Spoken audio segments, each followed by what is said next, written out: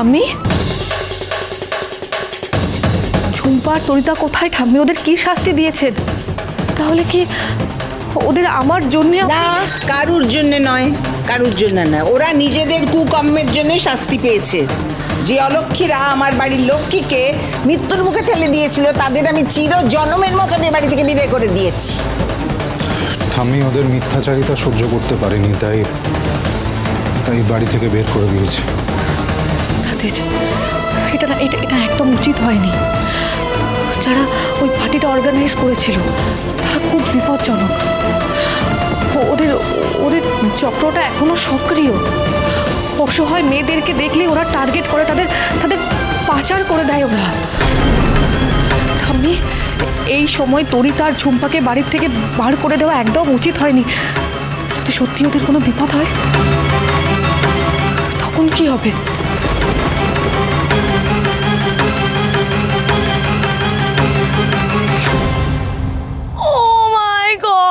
এত ভাষণ মাঝতে মাঝতে আমার হ্যান্ডটা পুরো পেন হয়ে গেল। গড, বৌদি একটা চা দাও দেখি। এই যে চা। কি হলো? মুভিতে দেখেছি যে শাশুড়িরা দরজা লয় কিন্তু কিন্তু বিজ্ঞানী শাশুড়ির উপর থেকে আমাদের দুজনকে এরকম ভাবে পানিশমেন্ট দিল বলো? ওই টেম্পলের ফ্লোরে কি স্লিপ করা হয়? ওই টেম্পলে এত বিগ মসকিউটো আছে। ওই মসকিউটো কামড়ে আমার এই হ্যান্ডটাকে পুরো রেড করে দিয়েছে। আস্তে কথা বলো, আস্তে। ওয়াই আবার কি? হ্যাঁ, যা পেয়েছি সেটা বেশি নয় কি? হ্যাঁ, এখানে কাজে না পেলে কি করতাম বলো তো? রাস্তায় ভিক্ষে করে বেড়াতে হতো। সব তোমার বুদ্ধির জন্য হয়েছে। কি করে যে আমি তোমার কথায় ফাঁসলাম কে জানে। প্লেটটা পরিষ্কার না, আমি এখানে খাবো না। কি? হ্যাঁ দাদা, কই নোংরা? ও, আমি এক্ষুনি পাল্টে দিচ্ছি প্লেটটা। হ্যাঁ, একটা কাজ যদি তোমাদের দিয়ে ঠিক মতো হয়, যাও গিয়ে থালাটা পাল্টে দাও। যাও, দিচ্ছি। ও দাদা, রাগ করবেন না দাদা, ওই নতুন মেয়ে দুটোকে কাজে লাগিয়েছি, একটা কাজের না। এক্ষুনি পাল্টে দিচ্ছে। হ্যাঁ, আপনার এই যে ননির পুতুল, হ্যাঁ একটু ভালো করে বাসনটা মাজতে পারছো না? একটু ঘষে বাসনটা মাজো না। ও আনছি, আমার এই ম্যানিকিউর করা নেলস গুলো তো নষ্ট হয়ে যাচ্ছে। এই যে আপনি, ও বাবা, চোখে কি নেবা হয়েছে? ঠিকভাবে দেখে চলতে পারেন না? সরি দাদা, দেখতে পাইনি, পড়ে গেছিলাম। এই যাও, এনাও ধরো, এগুলো মেজে দাও, ভালো করে পরিষ্কার করে মাজবে।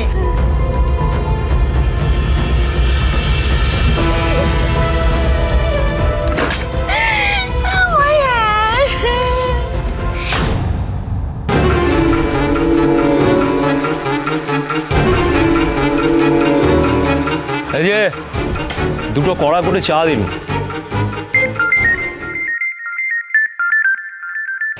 হ্যালো, হ্যাঁ বস, একটুর জন্য আমাদের মিশনটা ফেল হয়ে গেল। কিন্তু বস, আজ রাতে দুটো মেয়ে কোথা থেকে পাবো? বস আমার কথাটা একটু হ্যালো বস, হ্যালো।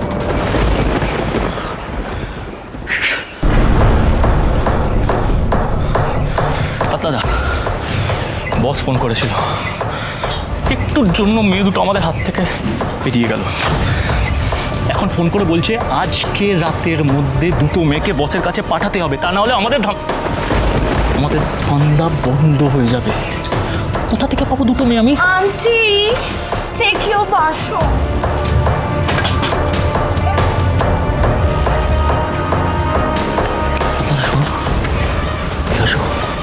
এদিকে আসো। মেয়ে দুটোকে কেমন চেনা লাগছে না? সেদিন রাতের পার্টিতে এই দুটো মেয়ে এসেছিল না? হ্যাঁ, এরা বসু মল্লিক বাড়ির বউ, কিন্তু ওরা এখানে কি করছে? দিয়েছে ঘর ধাক্কা দিয়ে বাড়ি থেকে দাঁড়িয়ে। এখন দেখুন কেমন ভাবে বাসন মাজছে। এটা কিন্তু আমাদের জন্য মোক্ষম সুযোগ কাতলারা। এই সুযোগকে আমাদের কাজে লাগাতেই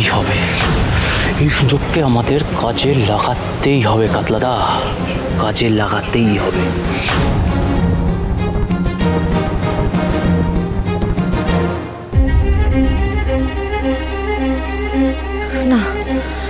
তোরিতা ওর বাপের বাড়িতে যায়নি, তাহলে ওরা কোথায় যেতে পারে? এত চিন্তা কেন করছো সুধা? হয়তো গেছে কোনো বন্ধুর বাড়ি, বা হয়তো অন্য কোথাও গেছে। তাছাড়া ওরা যা করেছে না, তার জন্য ঠাম্মি একদম ঠিক শাস্তি দিয়েছে ওদের। না তেজ, ঝুম্পা এখানকার মেয়ে নয়। তাছাড়া ওর বান্ধবীরা কেমন তুমি তো দেখেছো, তুমি তো জানো সবটা। আর তরিতাকে ওর বাপের বাড়িতে জায়গা দেবে না। ওরা এই অবস্থায় কোথায় গিয়ে থাকবে?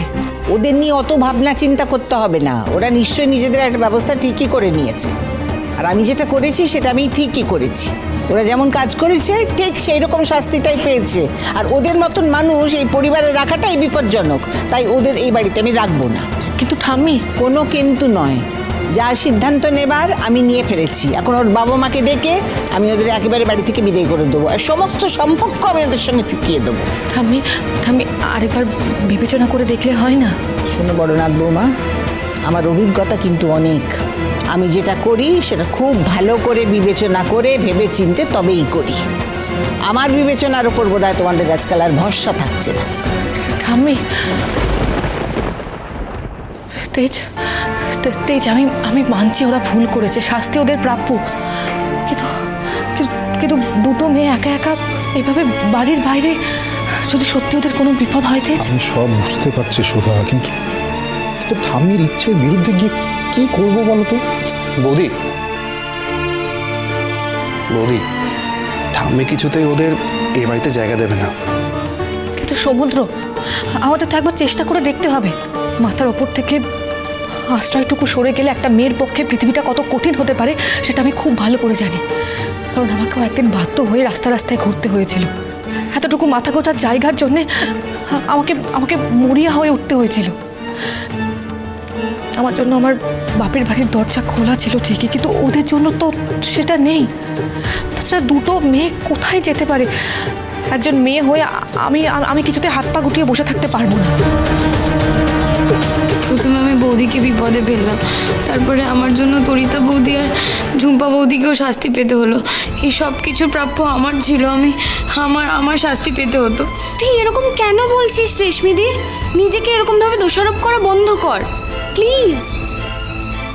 সুধা বিশ্বাস করো মা, আমরাও দু চোখের পাতা এক করতে পারিনি সারা রাত। অনিমিষটার দিকে তাকানো যাচ্ছে না, কেঁদে কেঁদে ছেলেটা জ্বর এসে গেছে জানো। আর এদিকে মা বলেছে যে এই বাড়ির বাইরে বেরিয়ে যদি কেউ ওদের সাহায্য করার চেষ্টা করে তাহলে মা তাদেরও বাড়ি থেকে বের করে দেবেন। সত্যি বুঝতে পারছি না কি করবো, মেয়ে দুটোর কি অবস্থা হচ্ছে কে জানে। শোনো না সুধা, বলছে যে আমরা তো পারবো না মা তো আমাদের কথা শুনবে না। তুমি একটু চেষ্টা করো না মাকে বোঝানো। আমি ঠিক করবো। আমি যে করে হোক ঝুম্পা তরিতাকে এই বাড়িতে নিয়ে আসবো, আর তারপর ঠাম্মি আমাকে যা শাস্তি দেবেন। একদমই না, তুমি কোথাও যাবে না। বৌদি, দাদাভাই একদম ঠিক কথা বলছে। তোমার প্রতি অনেক ধকল গেছে, তুমি এখনো পুরো সুস্থ হওনি। তার থেকে বরং আমরা ঝুম্পাকে খুঁজতে বেরোচ্ছি। না, আমি যাব, আমাকে যেতে হবে। তোমরা কেন বুঝতে পারছো না? ওখানে আমাদের জন্যে কিছু লোকজন ধরা পড়েছে ঠিকই, কিন্তু একেবারে তো শেষ হয়ে যায়নি। কিছু লোক আমাদের আশেপাশে এখনও রয়েছে। ওদের নজর যদি আবার ঝুম্পার তরিতার ওপর পড়ে তাহলে তো অনেক বড় বিপদ হয়ে যাবে।